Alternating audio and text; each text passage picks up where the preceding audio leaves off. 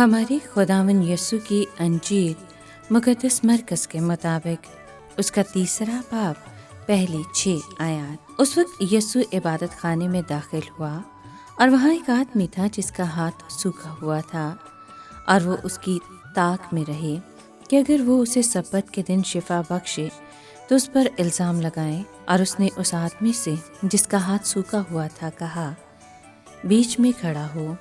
और उसने उनसे कहा कि सब्बत के दिन नेकी करना रवा है या बदी करना, जान बचाना या हलाक करना। मगर वो चुप रह गए।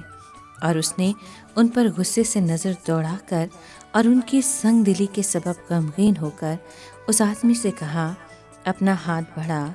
उसने बढ़ा दिया और उसका हाथ बहाल हो गया। तब फरीसी बाहर जाकर फील फूर हेरोदियों के साथ उसके खिलाफ मशवरा करने लगे कि किस तरह उसे हलाक करें। पाकलाम के पढ़े और सुने जाने पर खुदावन की बरकत हो, खुदा का शुक्र हो। अजीज दोस्तों, सब्बत के दिन एक और मामला उठ खड़ा हुआ।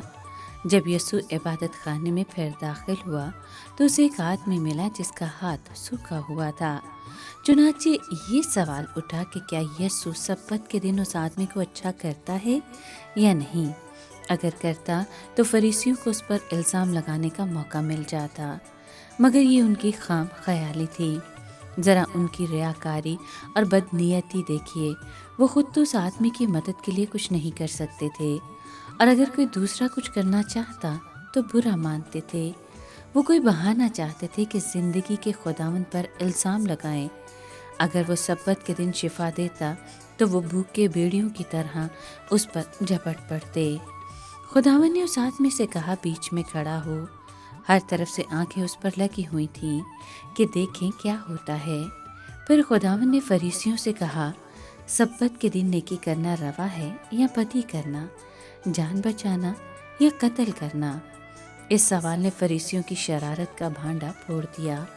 वो सोच रहे थे कि सब्बत के दिन शिफा का मौजज़ा करना इस शख्स के लिए रवा नहीं, जबकि सब्बत के दिन उसके कत्ल का मंसूबा बनाना हमारे लिए रवा और जायज़ है। ताजुब कैसा कि उन्होंने कुछ जवाब न दिया। वो घबरा गए और कुछ कह न सके। लम्हा भर के तौक़ुफ़ के बाद निजात दहिंदा ने उस आदमी को हुक्म दिया, अपना हाथ बढ़ा। जैसे ही उसने हाथ बढ़ाया, उसकी पूरी कुव्वत ओद कर आई। गोश्त भर कर मामूल के साइज़ का हो गया और उसकी झुर्रियाँ गायब हो गईं। और यही बात फरीसियों की बर्दाश्त से बाहर थी। वो बाहर निकल गए और जाकर हेरोदियों से राब्ता कायम करने लगे, जो कि मसीह यस्सु के रवायती दुश्मन थे।